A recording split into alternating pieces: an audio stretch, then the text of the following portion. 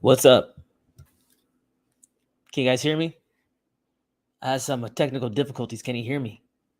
What's good, guys? Crypto news and stuff. Say what's up. I got 3 people. I got to know who it is. Take a couple minutes. Say what's up to the people. Connect. How you guys been? Good? Audio cool? Please let me know before I talk too much. That'd be cool. Okay, cool. Generational talent. Dub, what it do? Nothing much, man. No complaints? Is it Saturday? Talking about crypto, I like it. What's the news? We're going to get into it. I got a bunch of articles. We're going to go and get into it. Just real quick, though, while we're letting people filter in, how has the new format been? Cool. What are your thoughts? Hear loud and clear. Awesome. Yep. Good voice. Good voice. Good. Sometimes I'll read things backwards. I don't know. What is that? Yo, Dubs. Hey, T-Pay. Is that how you say it? Cool. Hey, I was listening to T-Pain today. Throwback. T-Pain. Auto-tune? What, 2005? Hot. What do you guys listen to nowadays? Audio clean. You listen to that AI Drake? Wow. Hold on. A little blurry. Good enough. It's good enough. We're going to have to run with it. Yeah, the AI Drake, that's crazy. You guys seen that? And then there's the AI Travis Scott. Wow. That AI is getting no chill now. No chill. I want to go to AI concert at this point. But to be honest, guys, like I really tripped the first time I saw, like, if you remember Coachella, like around 2012, 11, Tupac came out, and like he's obviously dead, but it was like a hologram. Tripped me out. That's when I fell in love with all these kind of tech stuff. I couldn't believe it. I was like, tech could bring Tupac back to life? It was crazy. The whole crowd kind of went silent because no one saw anything like that before. 4 people, what's up? Almost a whole coiner. Had 2 in 2017 and struggled to get back. Hey, do what you gotta do. We all take hits. Doesn't mean you have to stay down. It just means we're down for right now. You only lose when you stop moving, guys. We're gonna get into the news quite soon. I'm just saying what's up to the homies, you know. More than a channel, we are a community. Talk to amongst each other.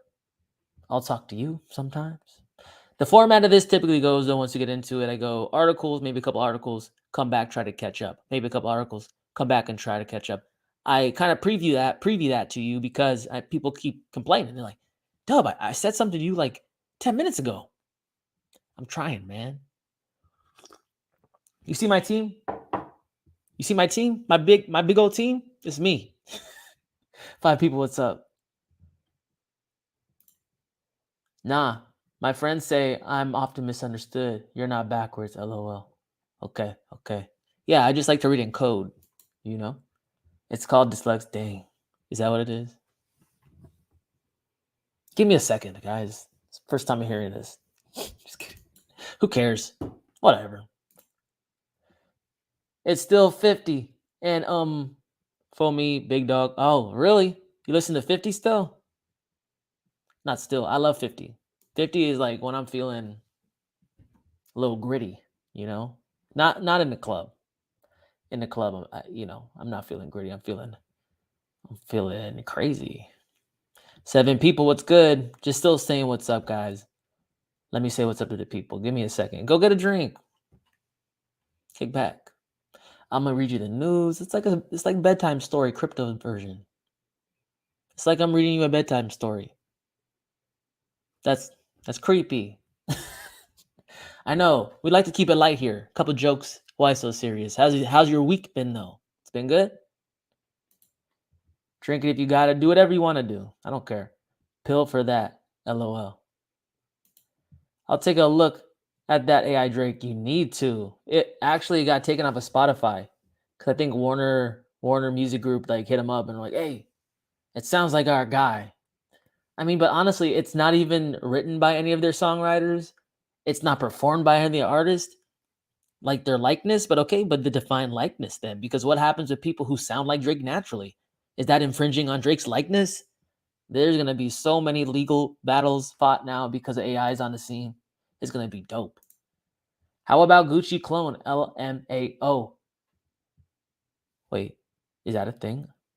I love Gucci Mane. There's an AI Gucci Mane? That'd be hot. Where did the ice cream go? Is that a thing? I don't know what you're talking about, man. I thought Gucci Mane was cloned back in the day too. LOL. He was? Oh yeah, and so is Dave Chappelle, right? People did, dude. I've been on the internet a long time. People comparing Dave Chappelle, like, oh, look at him. He's like a little taller and a little more buff now. It's like he's a clone. Maybe, I don't know, man. But I can't really say I studied like what people look like anyway. So I would never know, ever. He def was. Okay, I might add another stream. What do you guys think about it before we get into the news? I might add another stream to go over all the weird stuff because I know there's a huge appetite on this channel for weird stuff. I love weird stuff, but you know, crypto news stream. You know, so what do you guys think about that? Interesting, just thought. Okay. Stretch. Let's get into the zone. Week's been good. Week's been long. Definitely been long for me. There's nothing like getting together, hive mind, and talking about some crypto news. Let's get into it, shall we? Allow me to present my screen. Dang. I thought I had everything all lined up. I didn't. Window. This. Click. I still got it. All right. Bank of Russia has stockpiled reserve comprised of non-U.S. sanctioned assets, governor states. Russia has managed to create a so-called safety cushion for its economy based on assets that are not susceptible to being blocked by U.S. sanctions, according to blank governor of the Bank of Russia. Since the country was affected by a wide package of sanctions due to its involvement in the Russia-Ukraine conflict, the bank has focused on piling up this kind of resource. Blank stated the country could relax due to its existence of reserves and explained the country would keep stockpiling such assets. We are now forming reserves based on what assets cannot be used for sanctions pressure and how our foreign trade is changing. However, blank did not specify the nature of these kinds of non-sanctionable assets. Hint, hint. You guys should know what I'm about to say. We'll get to it at the end, though. At the end. I get all excited. Stuff like this makes me excited. Okay, calm, chill. The wide package of sanctions that the Russian Federation has faced has changed the configuration of its international trade partners, with the nation leaving European and American imports and leaning more towards improving its relationship with countries like Iran and India. In fact, Russia is currently finalizing trade agreements with both countries. The sanctions applied to the Russian Federation include freezing gold and foreign currency reserves abroad and barring countries and companies from conducting transactions with the Bank of Russia and selecting Russian companies and individuals. Really not cool. I mean, to be honest, like, how do you feel about it? Someone run up in your bank account and was like, hey, you can't use this. I'd be mad as hell. But, you know, here nor there. 1 second. However, blank indicated that there's ongoing work to retrieve these certain assets comprised of US dollars and euros. The so-called weaponization of dollar-centric sanctions has been brought to the spotlight due to the rise of international de-dollarization movement that seeks to build alternatives around the US currency. I mean, if you've been following this channel for any amount of time at all, that matters. You know that we have based our whole crypto thesis around that. The de-dollarization of the world, right? The sidestepping of the SWIFT system, which is the international payment rails that the West uses. because the West right now has a reserve currency.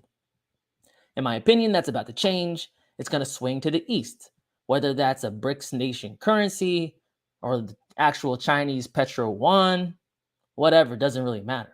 If it's Bitcoin, it's just the switch of the money and the value stored in fiat dollars transitioning to something that is new, that is different, that is not the dollar, right? So like, that's why we are in cryptocurrency. That's why we are in these assets, because BRICS are over there, Iran, South Africa, Brazil, China, Russia, all of them.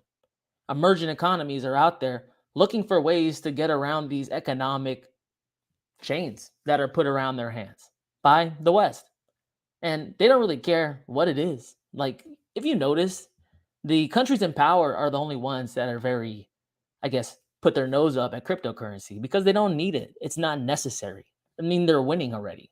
It's the other countries, it's the ones that are coming up that take it more seriously because it is a viable solution.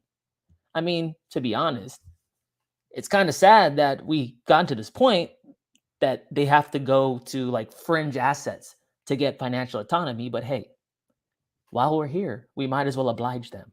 They can use the value, the rails, and move it back and forth. They probably will. You see China out there opening up like a section in, I think it's Beijing, for like blockchain research when it was illegal just a couple years ago. Same in Russia. Interesting. What say you? What say you? 8 people. Wow. What's up? How's the stuff going with wanchain, Dub? Good to see you was all up in it with them last few months. It's good, man. It's good. It's good. You guys don't know I've been doing some work with wanchain, producing some content for them. Making like updates, and like, you guys have seen the Wanted series where I do one-on-one interviews with like builders in wanchain and in the ecosystem. It's been cool. It's been fun. Really fun. Wanchain is a really cool team. Always done good by me, and community has always done good by me. So I continue to support them any way I can. So very, very fun stuff for sure. 8 people. What's good? Dave was a clone too. Dave Chappelle was a clone too. Yeah, but like, I can't really say I studied Dave Chappelle like that. I don't know. LOL, he's taller. He's taller. He's taller. He's a clone. Man, he could just be wearing like more high profile shoes. You know, that's in now. That's in now. Goku shirt, t-shirt, Dub. Yeah. Check it out.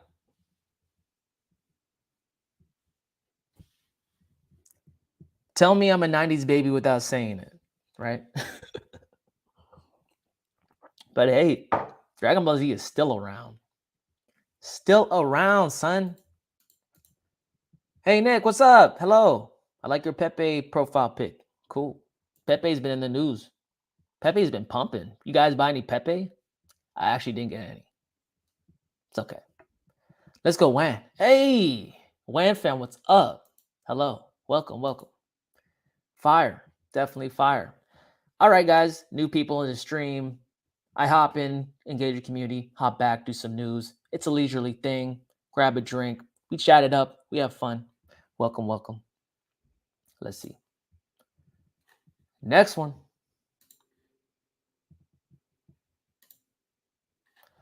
U.S. Treasury Secretary Janet Yellen acknowledges sanctions weaponization could hurt dollar hegemony. That's Janet Yellen. I don't have to say anything. Janet Yellen, Treasury Secretary of the United States, has referred to the possible effects that continued use of sanctions could exert on the hegemony of the US dollar in international markets. There is a risk when we use financial sanctions that are linked to the role of the dollar, that over time it could undermine the hegemony of the dollar, as you said. But this is an extremely important tool we try to use judiciously. Yellen recognizes that such sanctions push countries like China and Russia to seek alternatives to the US dollar in order to conduct trades, even when affected by these sanctions.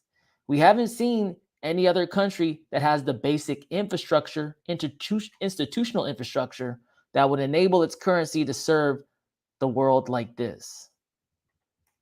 That's interesting. She doesn't know any country that has a currency that could service the world. I could think of a bunch of them, but they're not fiat currencies. They're digital currencies. Hey, I believe that the BRICS nations will use anything they can to get around the economic sanctions put on them by the West. Why wouldn't they? I mean, all is fair in love and war. So whether it be the Petro yuan, I think the BRICS nations would use that. If it was Bitcoin, I think they would use that. If it was XRP, I think they would use that. If it was any other fill in the blank digital currency, they would pick it if it served the purpose. I mean, look, guys, what would you do as a leader? Watch your nation like go up in flames from like being cut off from the world supply chain, or would you just swallow a little pride and pick up the Bitcoin? I think what's going to happen is there will be central bank digital currencies. I think each country will have their own, and that's how they will manage their grow and contract like their money supply. However, when it comes to countries paying countries, I think they'll settle in Bitcoin. It's its own verification of the transactions happen. It's its own asset, right? It's limited digital scarcity. It's all pointing to Bitcoin. I believe it will be the one eventually for international trade. We might have like a buy currency system. All we do know is that there is a trend, emerging trend in the world today, that central banks are not even just openly embracing blockchain technology. Stable coins are blockchain. They might be centralized, right? Like the nodes might be like very, very few, but like it's still embracing blockchain. You go one step further, and that's like decentralized blockchain. It's very integratable, right? You see that the first step is to integrate the crypto they can control, and then they can open up wider once they have more feel for like what they're dealing with, right? They're very conservative people, right, in the financial system. So 11 people, what's up? Actually, let's do another one. We got quite a bit to go through today, so bear with me. I will jump back in when I can, but grab something to drink, pull up a seat, hang on out with me. I'll be here. And if you can't catch this or the whole thing throughout the week, if you guys haven't seen, I've been releasing each story individually, sending them out throughout the week. So it's not just like entertainment, it's also searchable, and you could catch up because y'all are busy people. I understand. I definitely understand. Let me get to it. Putin and Saudi Crown Prince discuss potential BRICS Saudi Arabia collaboration. Russian President Vladimir Putin and Crown Prince and Prime Minister Mohammed bin Salman Al Saud of Saudi Arabia discussed several important bilateral issues during a phone call on Friday. The parties expressed satisfaction with the level of coordination of OPEC Plus aimed at ensuring the global oil market stability. Prospects for cooperation between Saudi Arabia and BRICS were also considered. Saudi Arabia has expressed interest in joining the BRICS bloc, which comprises Brazil, Russia, India, China, and South Africa. The BRICS nations have been ramping up efforts to reduce their dependence on the US dollar. They are also repeatedly working to create a new type of currency. BRICS is all over the news. I'm trying to stress a point. But BRICS is all over the news nowadays. It's on the tip of everyone's tongue. But if you guys have been here, you know we've been talking about this for a while. Just want to stress the point that these things aren't just random. They develop, they happen. You just have to pay attention to what's going on around you. And then that's your alpha, that's your edge, because you can kind of anticipate things coming. So like, look, the second China made their gold-backed Petro yuan, 2016, it was competition writing on the wall. And whether you knew what you're doing or not getting into crypto, you're actually betting against the dollar, going long on Satoshis.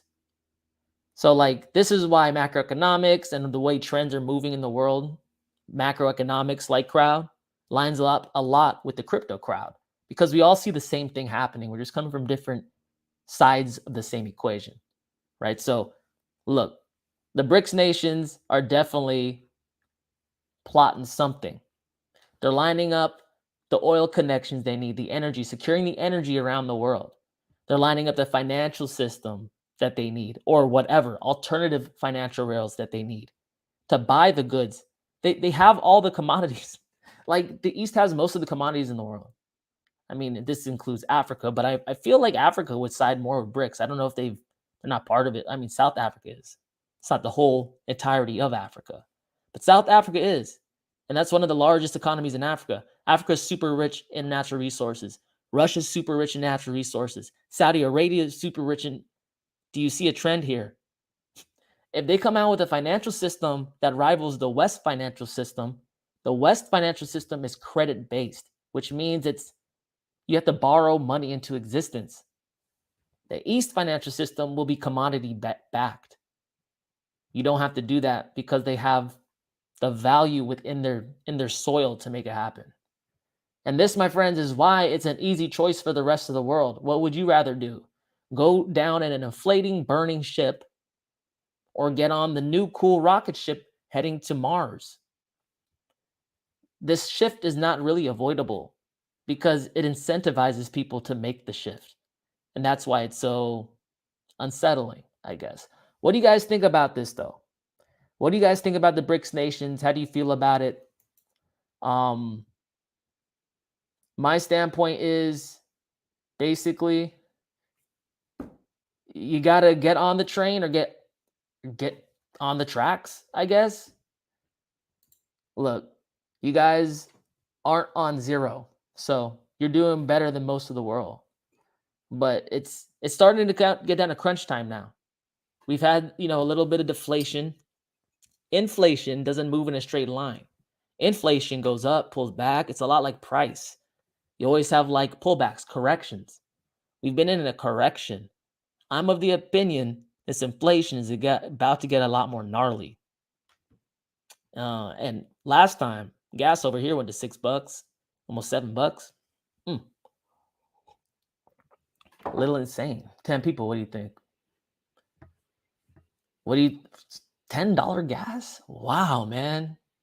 Makes me want to get a bike. 10 people. Where's Flats Mac? I know he's got a bike. No Pepe. What? Just kidding. It's okay. Next one. There's all these meme coins. I can't be buying them all, man. I can't. I tried before. Doesn't end well. Not for me. Meme picking, I feel like is a skill too. Like you gotta like be on it. It's like very trend based. If meme picking was a social media platform, it would be TikTok. I'm more of a YouTube guy. I'm on YouTube right now. 12 people, what's up? What's going on with XPRT persistence? Honestly, I still have my bag. I haven't followed up with the news recently, to be quite honest. I have too many cryptos, my bad. I'll look into it next time, though. I'll try to pull something up. I'm sure there's been something. I just haven't checked. My fault. See, guys, a lot of my holds, I just like buy it and like, whoop.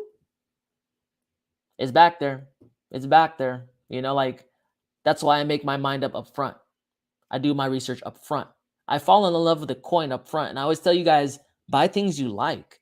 Yeah, like I'm here to I maybe bring attention to things and stuff, but like go the extra mile. Don't you deserve it? It's your money.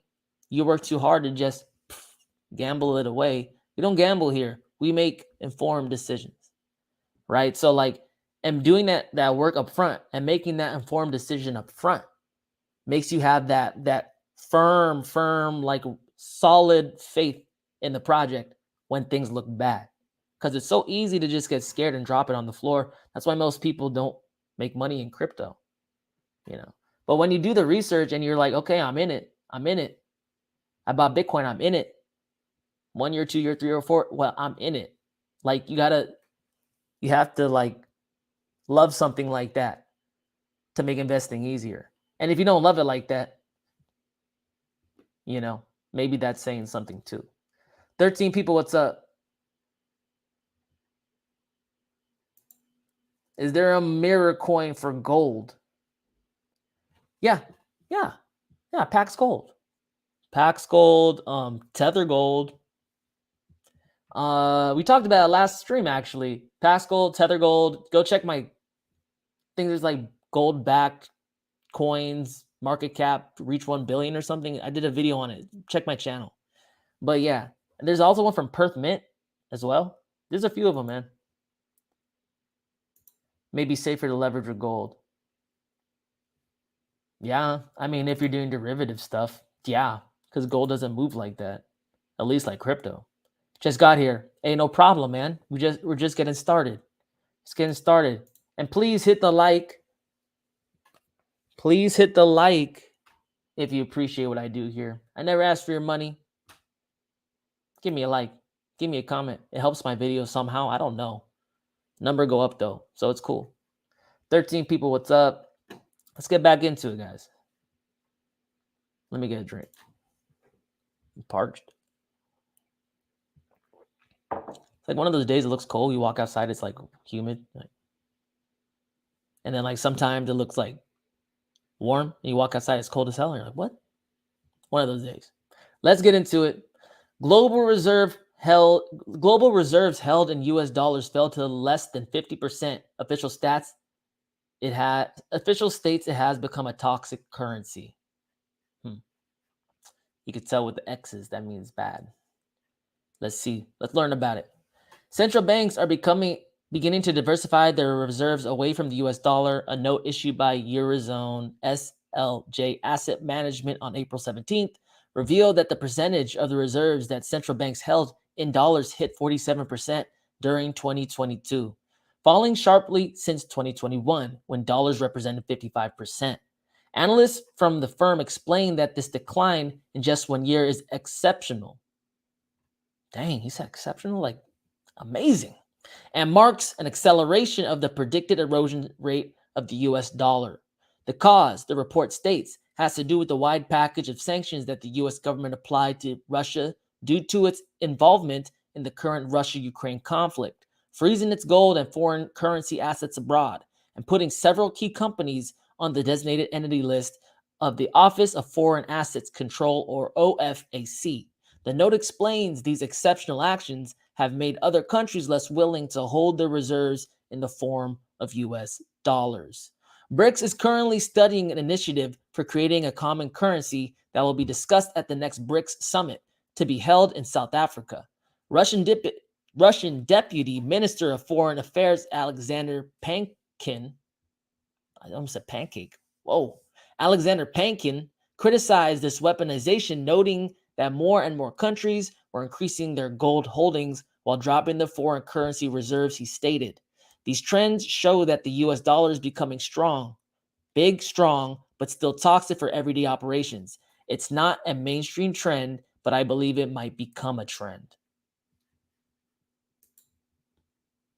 Again, we talked about it last stream as well.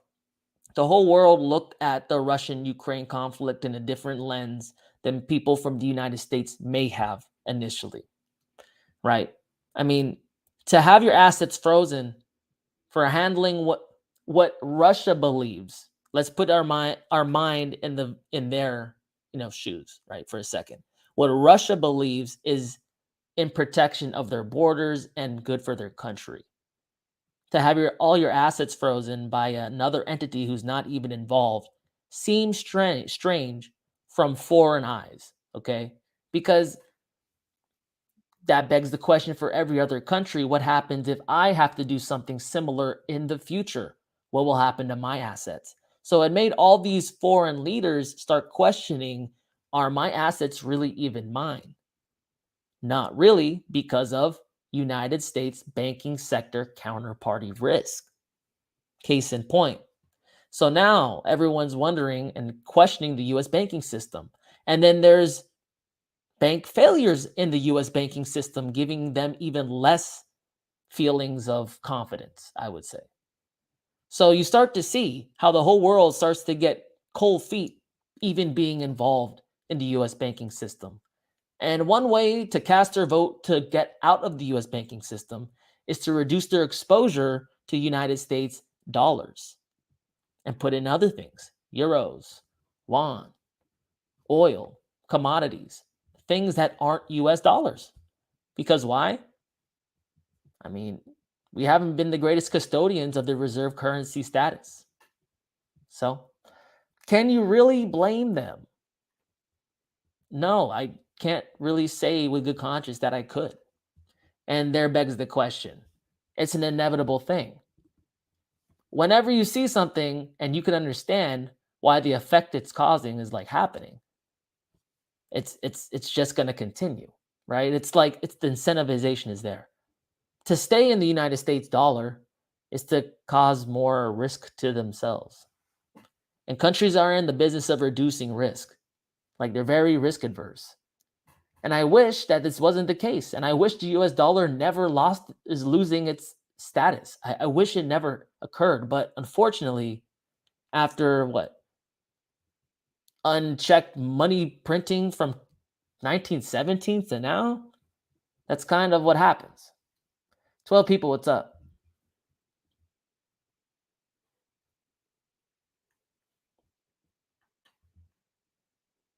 I'm catching up. My bad.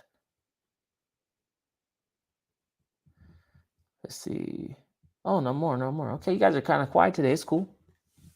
But what do you guys think about that? How do you guys feel about this? I mean, there's a lot of stuff in the news now about the United States losing its reserve currency status.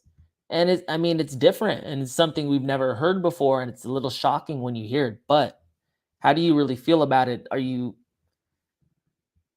feel away? I mean, I kind of feel away. Like it is a sad thing to see, empire fall from grace. And I think that's kind of apparent right now.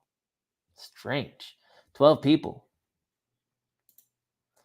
Dub, do you think there's gonna be some blackout event this year, like no internet for a period of time that changes the way we use, spend, move around new digital landscape?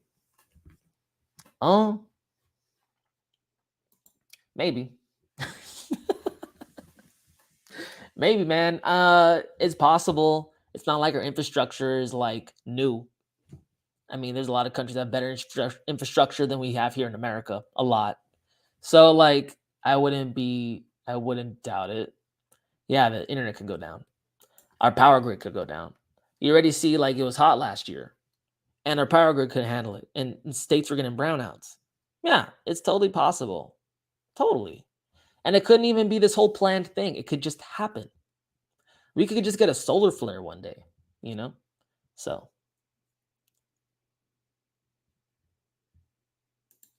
That's the narrative, Dub. More going on than we know. There always is more going on than we know. But we can know what we can find, right? And we can know more than we know now. So as long as we can do that, like I like to stay close to the news. And that's why I'll be here to keep you guys up to date and on the news, a pulse on the news. So we always have like an understanding of our environment. So you can make more informed decisions. Like you can anticipate things. You might not know the long plan, but you can see the things happening within like the horizon. 8 people, what's up? Let's get back to the news. SEC sues yet another crypto company. This time it's Bitrex in latest challenge for industry. Dang, they cut out so many words in those. Yeah. The U.S. Securities Exchange Commission filed a lawsuit against crypto exchange Bitrex and one of its co-founders, alleging it was operating as an unregistered national securities exchange broker and clearing agency. The SEC accused the defendant of taking steps to avoid regulatory scrutiny. Before Bitrex would make an asset available on its platform, Bitrex and Shihira instructed issuer applicants to delete statements related to price to predictions, expectations of profits, and other investment-related terms, the regulator said in a press release announcing the charges. The move against Bitrex is the latest in a string of regulatory actions taken by U.S. agencies policing the crypto space. Binance, Paxos, and Kraken are among the crypto companies that have been charged in the recent weeks by the US regulators.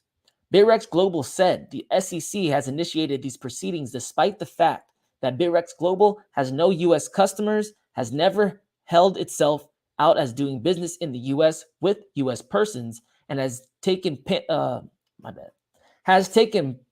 pains to disclose to its US persons that they are not permitted to using it in exchange. Damn. That's a long sentence. The firm accused the SEC of issuing it a well notice, often a precursor to formal charges, without any prior contact whatsoever with Bitrex Global. At no point has the SEC written to us to request any information or documentation at any stage, the firm said. The commission authorized filing the lawsuit without ever hearing from us in writing. Bitrex Global said it would vigorously defend these allegations in the US. Well, it's sad to see. You know, Bitrex is a OG exchange. They've always tried to be compliant. They've always tried to be somewhat responsible and like their listings. I mean, they're not the worst. US based, it's always been one we could for sure access to get more nuanced altcoins. So it is sad to see. And I know that it's they kind of probably they did get blindsided by the SEC because typically that's what the SEC has done to crypto companies. Veritasium, EOS, yada yada yada, name your sued crypto. It comes out of nowhere, and it usually comes after the crypto company has complied or at least tried to comply with the SEC. In situations where I believe, like, which company was it? Yeah, XRP. XRP was working and like in contact with the SEC, trying to comply, but because there hasn't been any regulatory clarity, like in writing, no one really knows for sure. So it's been like a working relationship kind of thing. However, the SEC came back and hit them with charges after working with them. So, hey, look, Big Rex probably would have done the same thing. It sounds like they didn't talk to him at all and they just came after him. I think the same thing happened with Library TV. It's just obviously predatory. It's obviously like unprovoked, especially when a lot of these companies have been trying to comply. You'll notice throughout the articles that this is a theme, right? And people are starting to call the US government out on these tactics, SEC out on these tactics. Let's get into it though. Let's get another one in. Coinbase jurisdiction shopping amid US regulatory risk, analysts say. Coinbase's announcement yesterday that it secured a license from the Bermuda Monetary Authority was likened to jurisdiction shopping that has the potential to damage US-based exchange's brand by analysts. Coinbase is also in discussions with the Abu Dhabi global market regarding a license for a registered exchange. The moves come as Coinbase and other crypto exchanges struggle with the turbulent and uncertain US regulatory environment. Last month, Coinbase was issued a Wells notice by the US Securities and Exchange Commission, notifying the company of investigations into several offerings and continuing a string of regulatory warnings shot fired at crypto firms.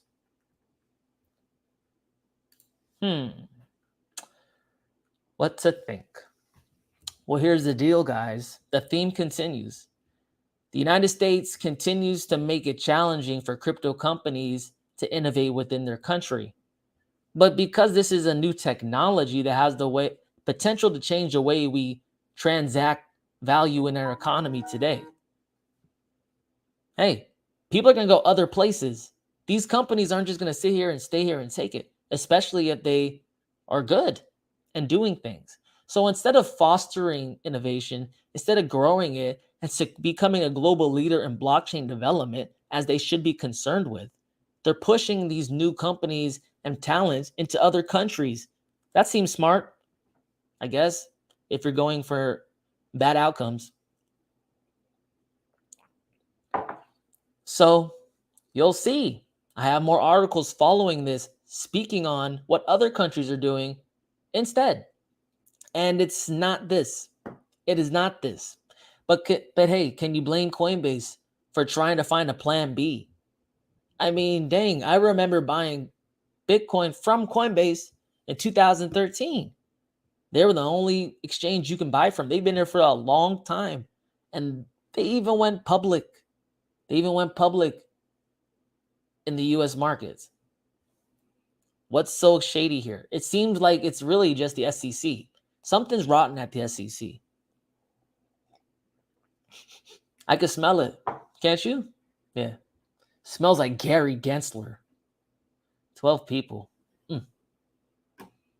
Gary's killing me, man. I'm getting gray hairs listening to Gary on TV.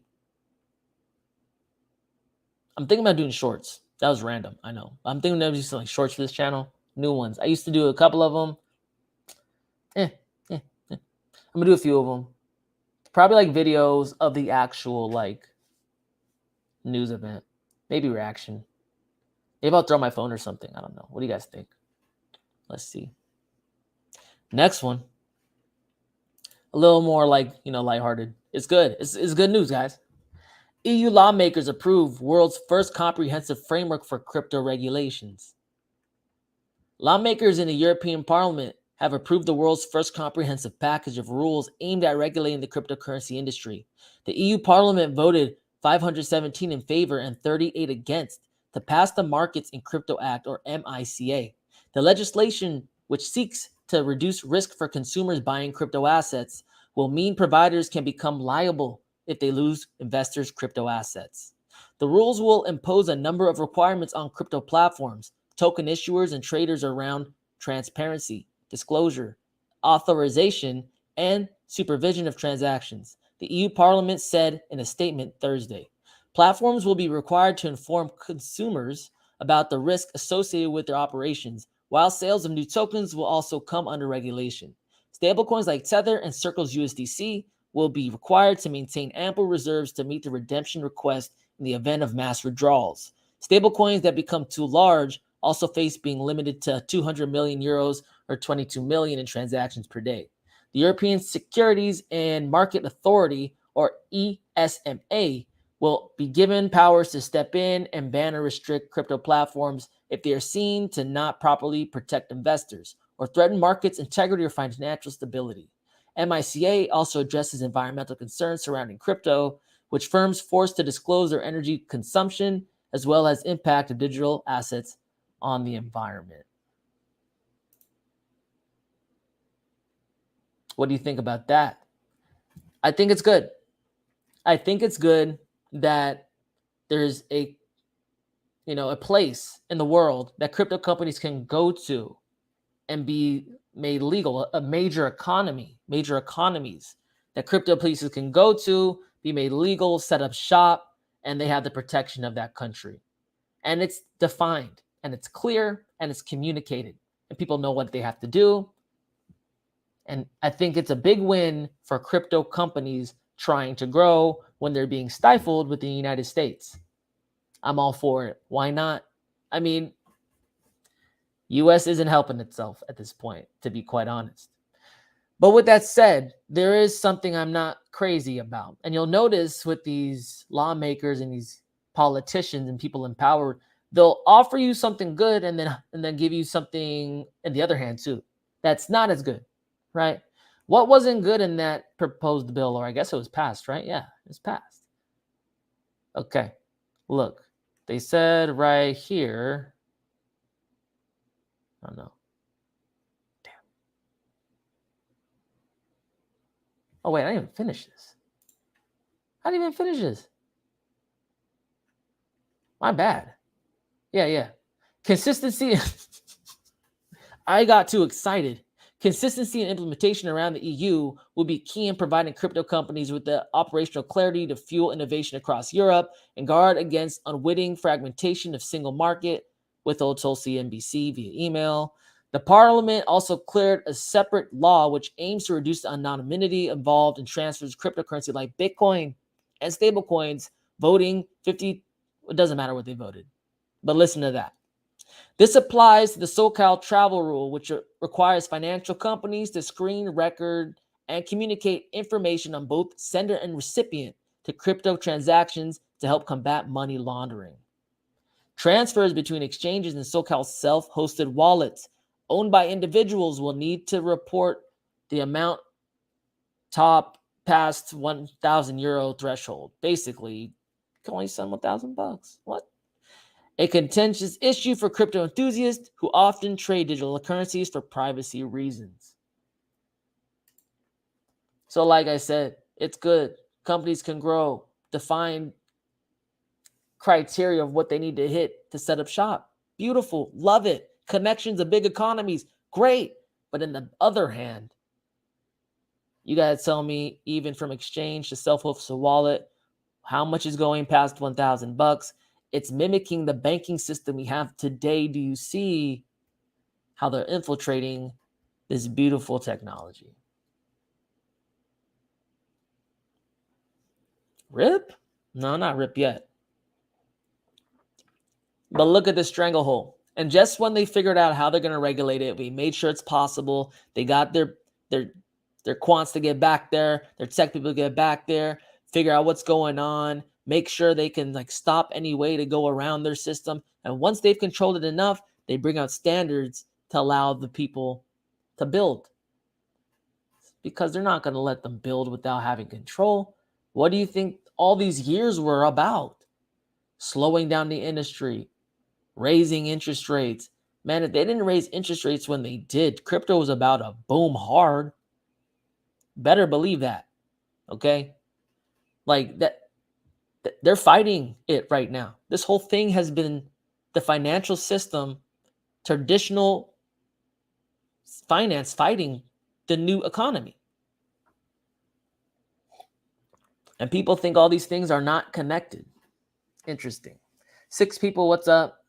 Let me catch up. Let's see.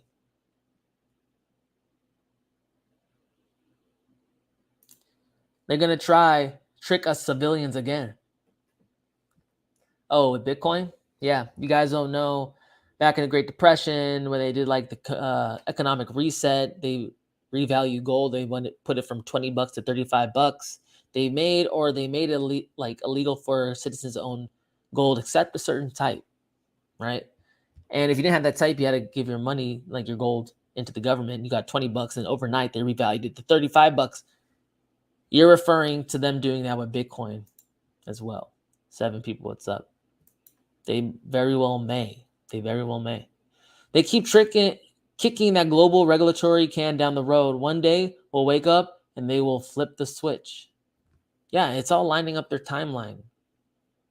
Whatever they're waiting for, they're in control. It's not that they're slow and dumb. They're waiting so they have not 80% control, 100% control. Like they don't want to lose that control. And that's why they won't let deflation happen either. Because if they let everything deflated, people out in the street committing crime, they don't care. They're trying to get fed. And they don't want to lose control either. It's all about maintaining adequate control. 7 people, what's up? I told you last year Gary Gensler was just the chess piece of the old world order. Oh, yeah. Yeah. I might do a short with him, a couple of him from testifying, key moments, I think. And he was like shaking. He was shaking, man. Like, I can't believe it. I was like, Gary, you scared? Gary, did your boss tell you to do this? Who's your boss, Gary? He's just doing his job and kicking that can. I guess so. Travel Rule Protocol Shift Network, SHFT. That'd be funny if it's SHTF, you know, for the prepper in us. We're in crypto. I know some of you guys are preppers. Don't lie. Don't lie. I know. Yeah, I know. Next one. Ukraine plans to adopt EU's new cryptocurrency regulations. Immediately following passing the European Parliament, Ukrainian authorities announced plans to adopt the EU's MICA regulations on crypto assets. The deputy chairman of the tax committee of Ukraine said, "We, along with colleagues from the NKCPFR, National Commissions on Securities and the Stock Market, and other regulators, are already working on implementing some provisions of MICA to make crypto assets legal in Ukraine. The implementation of MICA is expecting to enhance the competitiveness of startups in the EU, which could lead to a rise in the market share as compared to unregulated competitors." Wow. Now, one major economies, however you view the EU, I guess group it up, it comes out with definition, framework. Everyone's jumping on board. Everyone's flooding over there. Everyone wants to be a part because crypto is still a cash cow, and everyone knows that, and governments know that, and businesses know that, but now that we have a legal framework that people can say I'm registered in so and so, they can't just get attacked by the SEC because they're like reporting to another body now. They will grow. And watch, other countries will join the fray and they will become more friendly to crypto. And then the United States will have to join out of a matter of national security. Because let's be honest, you can't just let all your competition and enemies get rich and you not get rich, because that means they could buy more things. And if they buy more things, they can attack you harder. You can see where this goes. It's really like that serious, though. The United States needs to get on board. You have to join eventually. It's better to join sooner than later. Every hodler knows that. Ay, ay, ay. Uncle Sam, jeez, what are we going to do with him? He ain't never listened, ever. Guy is stubborn as a mule, man. Binance CZ leads list of industry chefs. Man. Industry chiefs celebrating EU's new crypto rules. Crypto's biggest names have a new stick to beat the SEC with, the European Union's MICA bill. While the regulation awaits formal approval from the 27 member states, crypto leaders from Zao to Gemini's Tyler Winklevoss and even former Securities and Exchange Chair Jay Clayton celebrated the news. In sharp contrast to the US and its scattershot regulatory environment, firms offering digital asset services now have more clarity under the new EU rules. Any company with a license in one EU member state can legally access the whole EU market. Traditional finance players can now choose licensed partners to work with when developing their crypto solutions. MICA set out new clear rules for crypto exchanges to operate in the EU, and according to Zhao, I think that's how you say it, Binance is ready to make adjustments to our business over the next 12 to 18 months to be in position of full compliance. In the US, Zhao and Binance are facing a civil lawsuit from the Commodities and Futures Exchange Commission. The regulators allege the exchange and its chief executive officer violated federal laws and did not register the exchange in the country.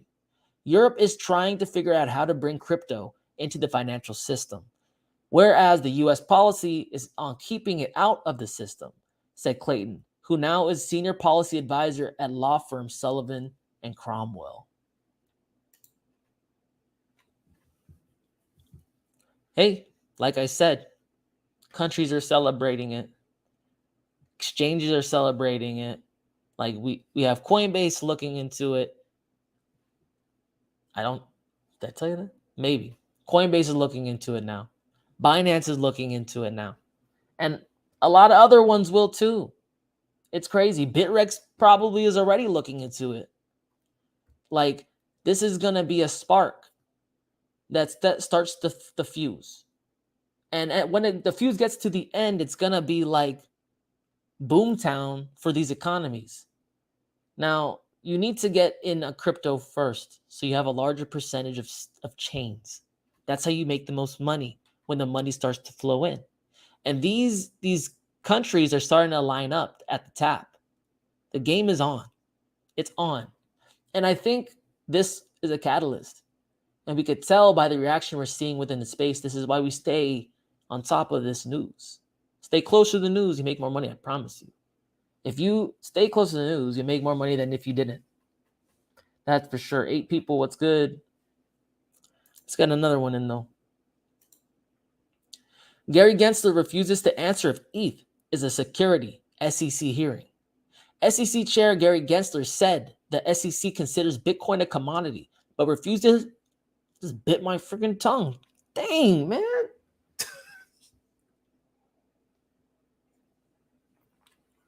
I just bit my tongue. Okay, hold up. I'm going to cry off camera later. Dang, man. SEC Chair Gary Gensler said the SEC considers Bitcoin a commodity, but refuses to pin down Ether as an oversight hearing. At an oversight hearing. In the April 18th hearing on oversight of the SEC, Representative McCurney used his opening statement to bring up the commission's punishing of digital firms through regulation by enforcement without clear path to compliance. The member of Congress reiterated calls for U.S. lawmakers to provide clear rules of the road for crypto through legislation. In addition, he pressed SEC Chair Gary Gensler to give a definitive answer on whether ETH qualified as a security. Gary Gensler and Representative McCurney arguing on whether ETH is a commodity or a security, with Gensler unable to answer the question. I'll send a short out on it. Yeah, I'm going to do that. Clearly, an asset cannot be both a commodity and a security, said McCurney. I'm asking you, sitting in your chair now, to make an assessment under the laws as exist. Is Ether a commodity or a security? He added, you have prejudged on this. You've taken 50 enforcement actions. We're finding out as we go, as you file suit, as people get Wells notice on what is a security in your view, in your agency's view. Yeah. Again, everyone's fed up with Gary Gensler and the SEC. It's been very obvious that they've been very critical and punitive, and I guess you would say predatory towards crypto firms and companies, using the legal system as a way and as a tool and weapon against them. First, it was the banking system. They couldn't get bank access. Now they got bank access. However, now they got to worry about, SEC running up in there out of nowhere and suing them and making their operations stop completely within the US. This is why this European crypto criteria to get license is such a big deal. It offers an alternative. People don't have to go through all of this now. In fact, they're incentivized not to and pack up ship and go to Europe. That's why I think the United States probably sooner or later will get in line. Better be sooner. I don't know, guys. It's Gary Gensler needs to go. He needs to go. It's crazy. But I don't know what to do, right? I keep yelling at my computer screen every time it comes on, see if he goes away. It doesn't. Frustrating. That's about all I can do. Just control what you can control. It's my motto. How you guys been?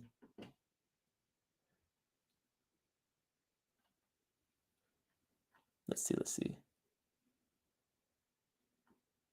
Where did I leave off? Yeah, Gary looked fried. Gary needs a vacation and a chill pill. He needs to chill out. Why is he so uptight? What's the deal, man? What's the problem? We just like Bitcoin, dude. Leave us alone. We're just little kids and little guys and grown men trading Bitcoins. They don't understand. It's okay. There's a lot of stuff I don't understand. Just leave me alone.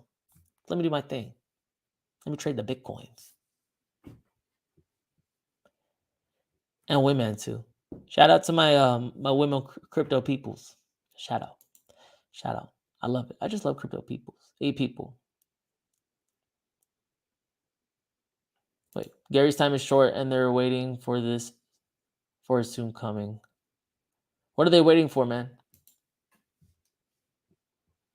They've been waiting a long time for what? Why? Gary's been wasting a lot of my time. Proof of reserves bill passes Texas House of Representatives. Digital asset provider would be restricted from commingling consumer funds with any other type of operational capital. Texas House of Representatives approved a bill that would require crypto exchanges to maintain reserves in an amount sufficient to fulfill all obligations to consumers. That damn dog. Should the bill pass the Senate and receive the governor's signature, it would become law by September 1st. Sorry, can you guys hear that? This dog sounds loud. In addition, the provider would have to hold reserves in amount enough to immediately let all the possible withdrawals. It should also create a plan to allow auditors to reserve the information made available to the consumer. By the 90th day after the end of each fiscal year, an exchange will need to file a report about its standing liability to customers with the state banking department. If the provider fails to comply with the requirements, the banking department would have a right to revoke its license. So you start to see regulations start to creep in at vulnerable times when there's been perceived tragedies in the crypto space. UST depegging, Luna collapsing, FTX, Silicon Valley Bank, all this crazy stuff. You know, like all this crazy stuff, and then regulation comes in like a saving hand. We'll clean this up for you. We'll help you out. We're here to help. On the backhand, you know, they offer safety, they offer like stability and consistency, but in the backhand, they want control. Nothing is free in life, ever. Don't ever kid yourself. Nothing is free. Always got to give something. And in this situation, for more safety, you give up control and autonomy. Now, we can have different feelings about how we should feel about that, to be quite honest. Some people might like it, some people might not. However, just be aware that's the trade-off. Now, with that said, it's good to see Texas at least making a move to incorporate digital currency within its within its economy, I should say. And it's good to see them try to work it into the banking sector and allow exchanges to actually exist and defining criteria what that would take so a company can be, I guess, profitable in Texas. You know, so I won't take everything away from it, but I do want to bring up the fact that, you know, having all those reserves and being able to revoke a license, essentially effectively shutting them down, giving the state the ability to shut you down. Now, as a decentralized protocol, I mean, you can never technically get shut down, but most of these companies are not that. Let's see.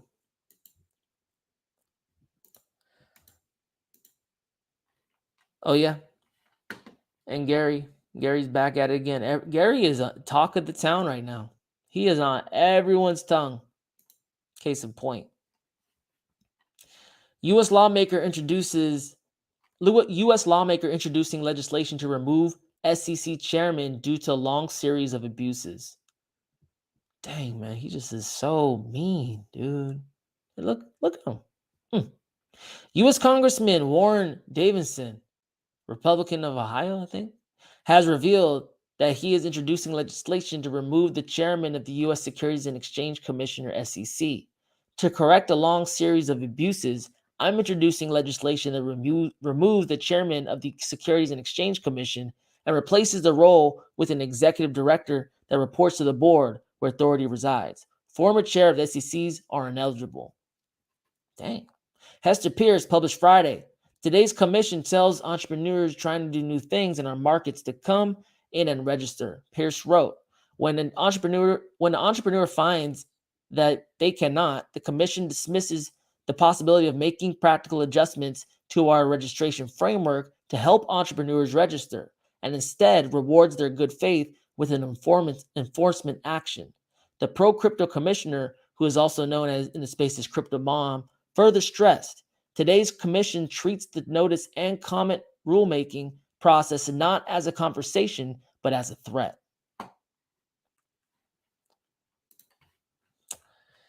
Ay. Well, you know, I don't think anyone's really happy with Gary Gensler at this point because a lot of people own cryptocurrency at this point. We're no longer like this fringe community that exists on the periphery of the internet.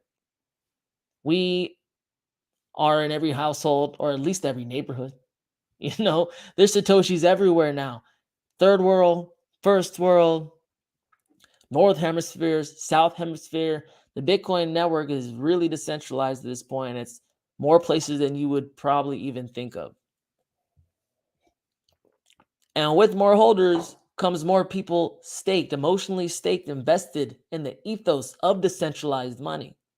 And Gary Gensler happens to be a sticking point in realizing that vision for the world. Gary, lighten up, man. Have some Bitcoins. We'll hook you up. Trust. If that meant you could chill out, oh, for sure. I'm sure the crypto community could string up a couple Bitcoins for you. Is that, oh, shoot, is that bribery? Hey, I'm kidding, Gary. This is not serious. Nothing said here should be used as investment advice or taken seriously if you don't want to take it seriously. Legal disclaimer. I just got to be real. But yeah, it's interesting to see even lawmakers and politicians starting to speak out about the, I guess you would say, the slow walking of crypto regulatory framework in the United States. Even so, we're seeing it's so slow that other countries are pioneering now, no longer waiting because the rest of the world can't wait. The banking system's falling apart at the seams. We are that close, I believe. 7 people. 7 people. One more. I'll catch up with y'all. One more. New stablecoin bill draft introduces. Let me start that over. New stablecoin bill draft introduced in-house or U.S. House of Representatives. Okay. It's going to get better. Members of the U.S. House of Representatives are taking another crack at creating a comprehensive regulatory framework for stablecoins like USDC and Tether. The House of Financial Services Committees released a new discussion draft bill with no official notice on Saturday, in apparent anticipation of a hearing on the topic on Wednesday by the committee's new panel focused on digital assets and financial technology. Let me get a drink. Dang. All right. Here are highlights of what the draft bill would do if it becomes law. Put the Federal Reserve in charge of non-bank stablecoins.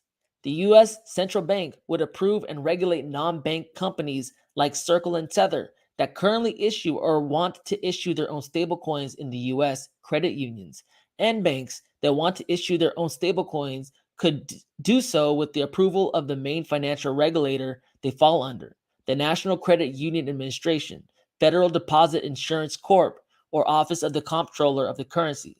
Failure to register would be punishable by up to 5 years in prison and $1 million fine. Any issuer that wants to do business in the U.S., regardless of where the company is based, would need to register. Wow.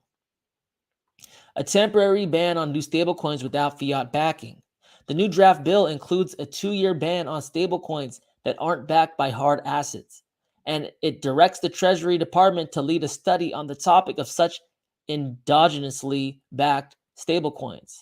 Tokens already in existence before the bill passed into law would be grandfathered in. Allow the government to set interoperability standards. Banking regulators and National Institute of Standards and Technology would have the ability to set standards for interoperability between stablecoins to allow for ease of use, including mandatory technical and legal specifications to allow users to clear and settle across different payment systems without buying native stablecoins for each. Direct the Fed to study a digital dollar. Congress and the President would direct the Federal Reserve to study the effect of a digital dollar issued by the central bank. The Fed has already begun studying whether to issue a digital dollar, but the bill would mandate certain areas of focus, like the potential impact of a monetary policy, financial stability, and privacy for individuals. Wow. That's a really important one. That's a very exciting one. Like, bills get introduced all the time. It's good to see the bills that get introduced because it gives you a glimpse, usually quicker than most of people, into what politicians are doing, thinking, and what's just shaking in Washington. This new House bill, don't know how far it's going to go, but it looks very promising. Why do I say that? Because it's really significant. The number one most significant part, I believe, is put the Federal Reserve in charge of non-bank stable coins, basically allowing the Federal Reserve to directly regulate Tether and Circle. It's basically like nationalizing Tether and Circle. That's huge. That's crazy. It's going to become a piece of infrastructure into the economy to issue stablecoins. That's crazy to me. And and it's also like setting up, it's making the Federal Reserve more of a focal point it makes it more critical, more integral. Like it kind of bypasses the banks, to be honest. It makes it I guess it makes it a competition to the banks. They are coming out with their Fed Now payment system, like in July of this year. It would make a lot of sense to be in control of those companies, to be able to issue stable assets. They technically represent dollars. They're backed by dollars. No one can back stablecoins more than the Federal Reserve because they print dollars. So it's pretty interesting to see that starting to occur. What else is interesting here? Also, putting a temporary ban on fiat-backed stablecoins is very interesting as well. It's basically kind of killing them. 2 years in crypto is a long time. 2 months in crypto feels like a long time. So 2 years in crypto is basically killing any new stablecoins that aren't backed from coming into existence. The ones that are around sounds like they can still thrive. They're grandfathered in. But watch more and more regulation come down the pike, making things harder and harder for them to exist because they're showing you that they don't want them to be around to begin with, basically setting them back 2 years.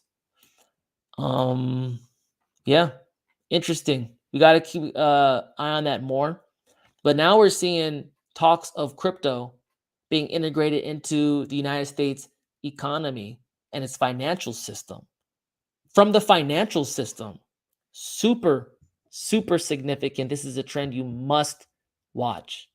Super significant. 6 people, what's up?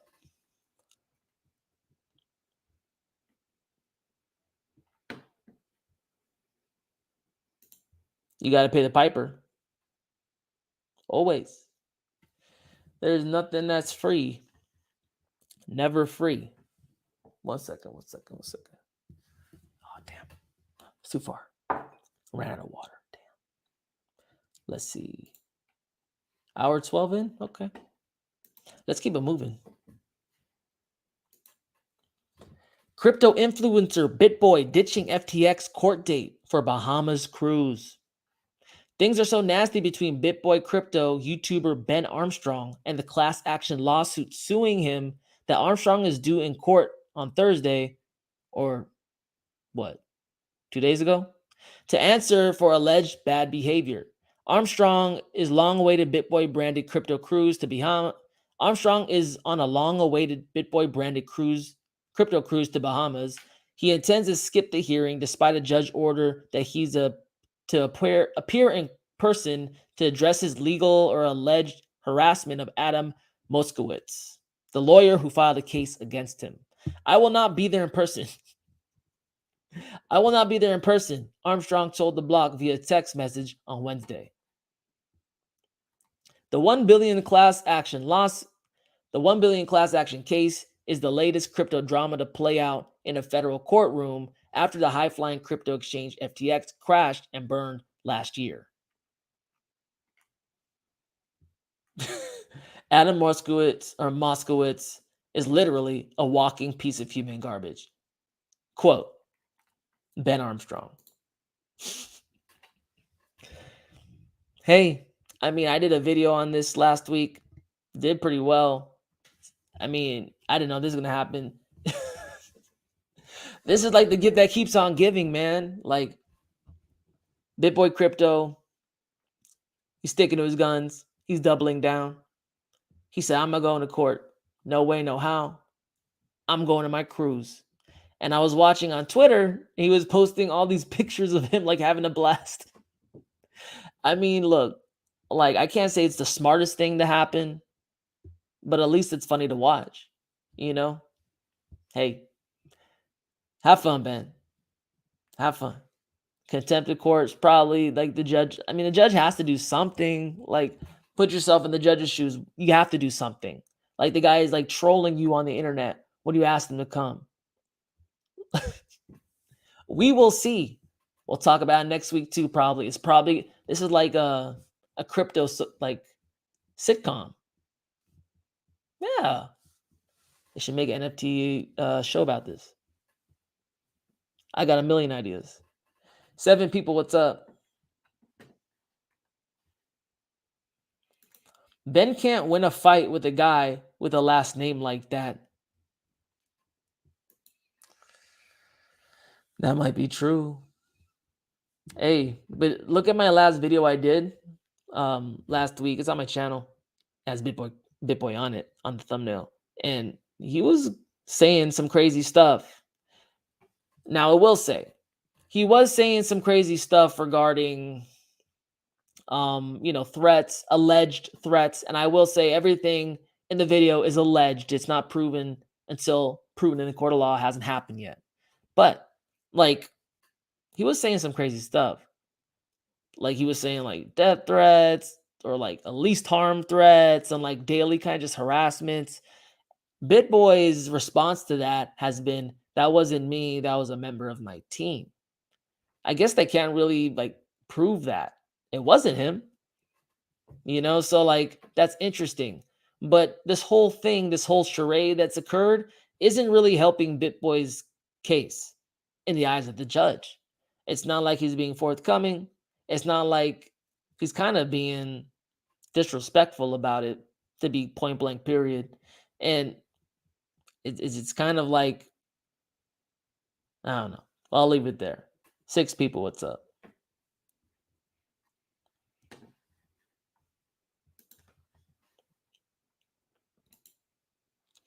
Midjourney, other AI devs strike back in court, claiming their material is not similar to artists. You guys have never used Midjourney. It's the bomb.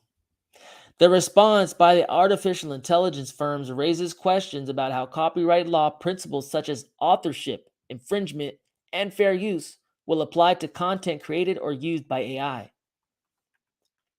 Midjourney, Stability AI, and Deviant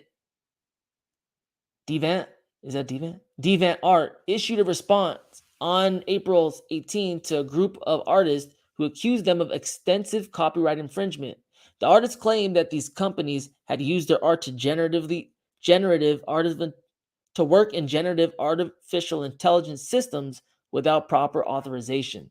The artists alleged that their works were used without their permission to train the systems and that the resulting AI-generated images created in their styles were also infringing.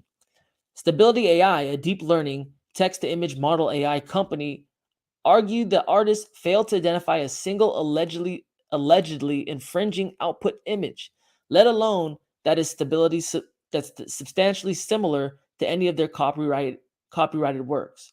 Midjourney, an AI company that generates images from natural language descriptions, said the lawsuit also does not identify a single work by the plaintiff that it supposedly used as training data.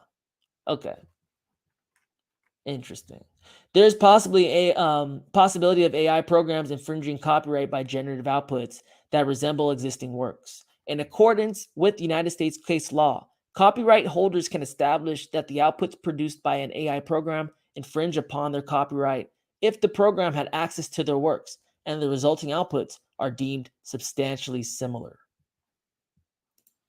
Again, AI is causing quite a ruckus nowadays because it's using art as inspiration and then it's creating its own work that's unique.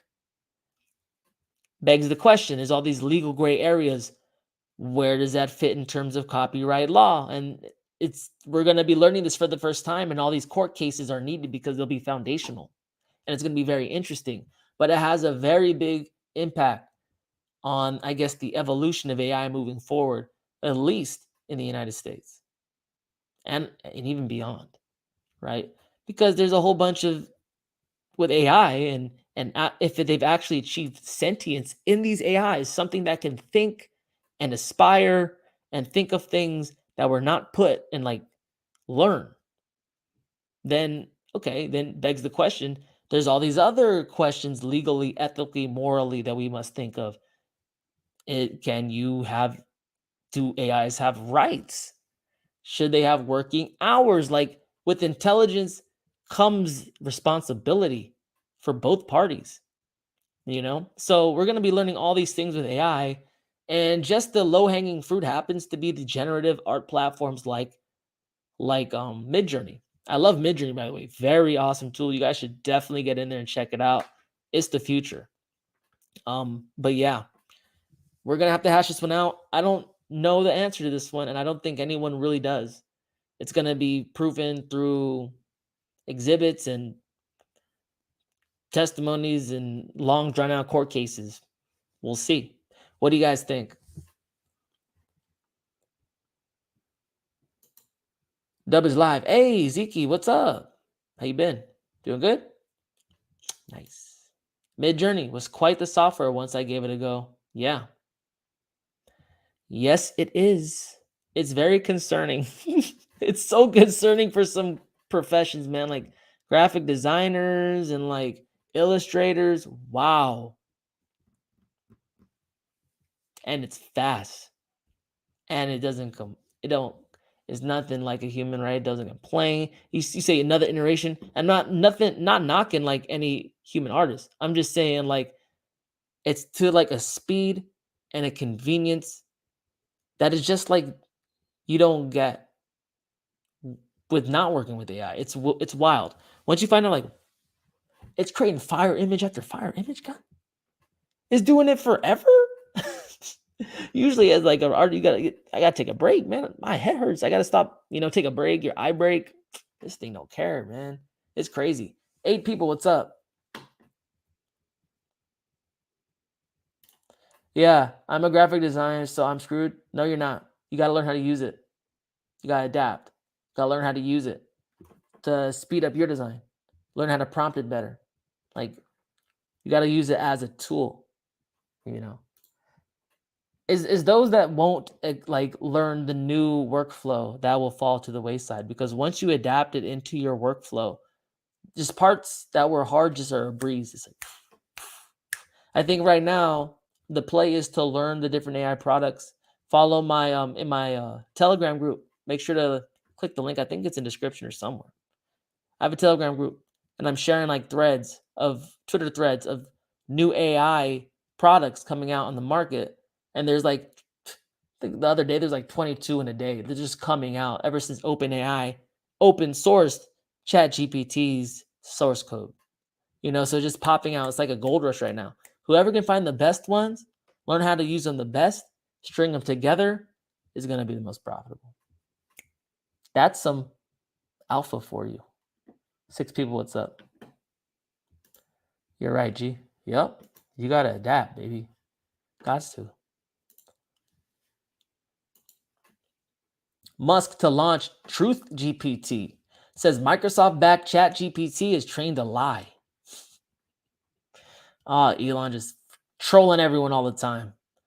Entrepreneur Musk announces plans to create his own AI that will rival the offerings of tech giants. The new platform, which is referred to as Truth GPT, should try to understand the universe without threatening humanity. Speaking of Fox News' Tucker Carlson, Musk accused OpenAI, the developer of ChatGPT chatbot, of training the AI to lie. He believes the company is now a closed source, for-profit organization which Microsoft has a very strong say. Musk recently joined a group of AI experts and executives who warned about potential risks to society and called for a 6-month pause in the development of systems that are more powerful than OpenAI's latest GPT-4 model. AI is more dangerous than, say, mismanaged aircraft design or production maintenance or bad car production, he told Carlson. I'm going to start something which I call Truth GPT, or a maximum truth-seeking AI, which tries to understand the nature of the universe, the owner of Tesla elaborated. He also said that his AI platform might be the best path to safety that would be unlikely to annihilate humans, according to excerpts quoted by Reuters.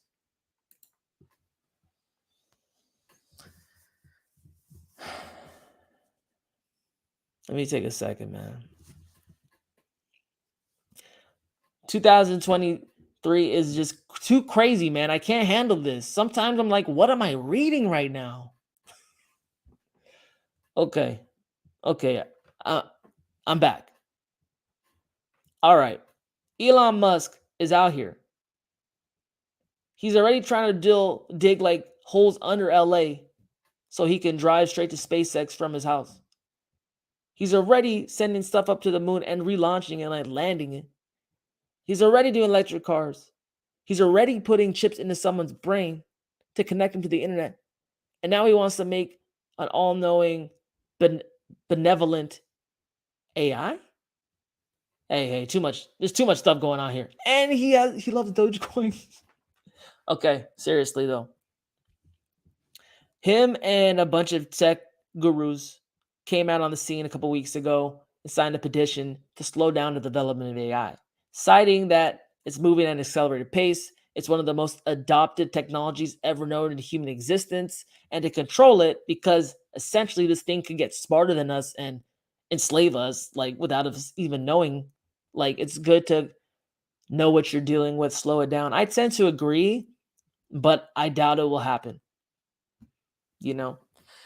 And now Elon's coming out and discrediting OpenAI. I don't know. What is Elon's motives? It sounds like it's a product he's going to be releasing soon from one of his various companies, right? So is it just a narrative he's trying to kind of like hurt the reputation of OpenAI, or is it the truth? We don't know enough at this point to tell. However, it's interesting.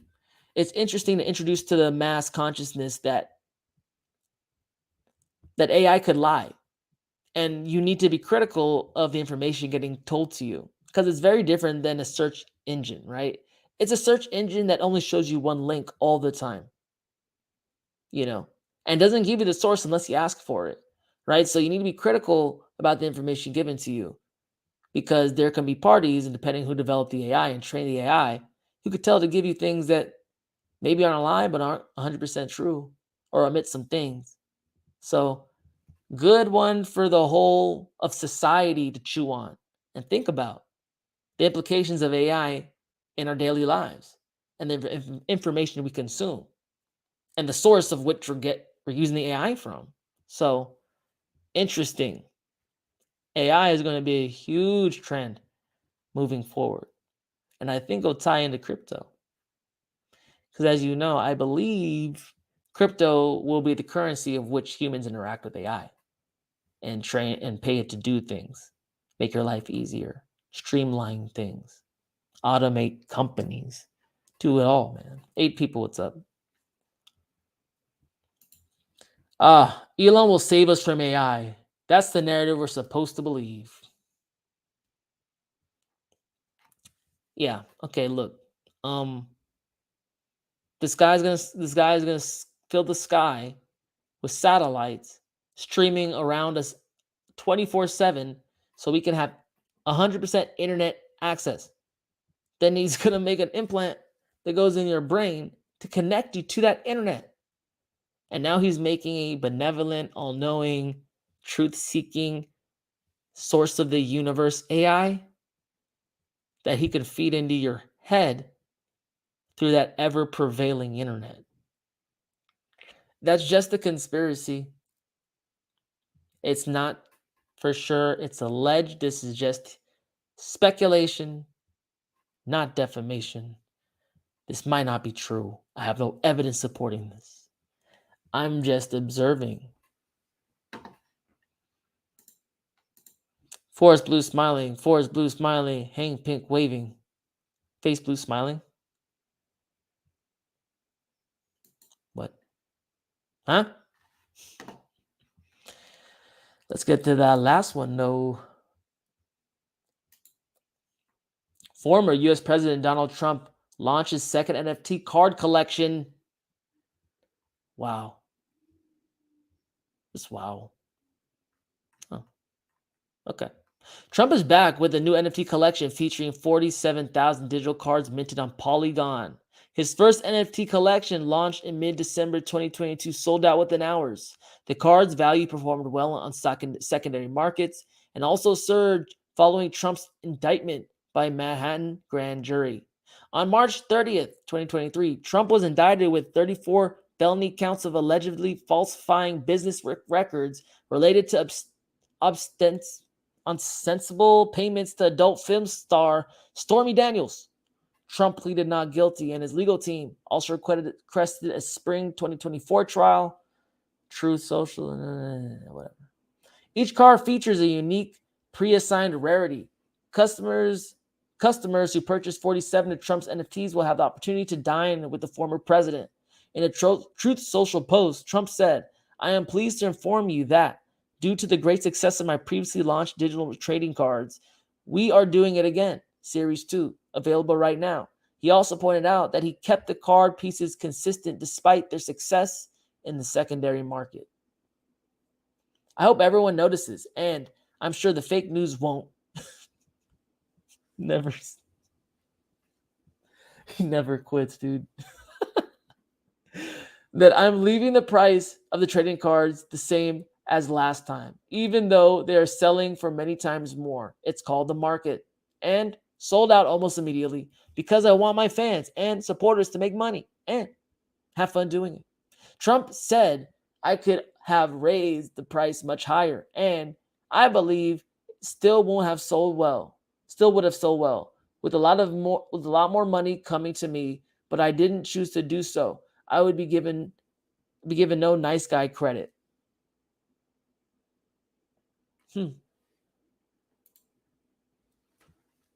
That's kind of big. Trump minting a Polygon NFT? What? And this, I mean, that article dropped today, so we should check that out. Interesting. I mean, look, cryptocurrencies, NFTs, they're all valued on network effects. How many people are within the community or network is how valuable the actual network is, given that it meets some minimum criteria like a minimum security, minimal decentralization, all that, right? So like non-fungible tokens should be seen as like digital certificates to enter digital communities, right? Like case in point, people with influence launch NFTs as a funding mechanism for some kind of utility in the future, right? It's kind of like pulling money up from the future now from people. Now you give me cash, in the future you get X opportunity from me. In this case, it's a dinner with Donald Trump. There's some people who pay a lot of money for that. Maybe you would, maybe you wouldn't, but there are people out there who would. And as long as there's people out there who are willing to meet with you, NFTs are a great mechanism to do that. Now we've yet to see, like we have some communities like the Board Yacht 8 Club and all that. Board Ape Yacht Club, my bad. Yeah, Board Ape Yacht Club and such that actually do meetups, and they have like incentives and all that. But we've yet to see like this larger wave of NFT utility, I think, is coming, which is like favorite basketball players will have like groups. Like I know that I have a few from like LaMelo Ball. I bought his NFT. Why? Because I like LaMelo Ball. And there are some perks involved with that. Now, I haven't really followed up on those, but I think that'll become more prevalent in the future. Gotta watch that trend. Interesting. Flaskmac, what's up? How you been? They should have put his mugshot on an NFT. There are endless Trump shots you can take. You know? endless. A large French bank just launched their Euro peg stablecoin on Ethereum. I checked their smart contract and the value of dollars is zero. LOL depegged from the start. It's not as easy as it seems. You come up in here and you gotta come up with a lot of liquidity, a lot of stuff. It takes a lot of coordination and effort. Nowadays, so much competition.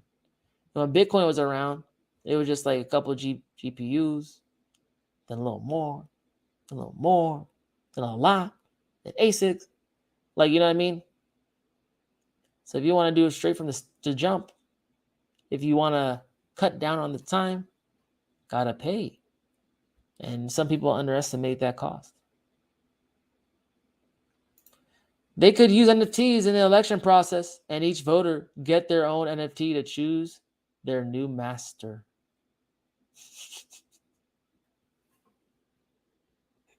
Yeah. I mean, hey. People like voting, some people don't like voting. Whatever. Whatever you like to do is good for you. 12 people. Interesting. I'll be here for a couple minutes and then I'll call it quits. But it's been fun, y'all. We stay on the news. We stay in touch with the news. Like, even if you can't look at price, news is important. Make it part of your day. Make it part of your routine.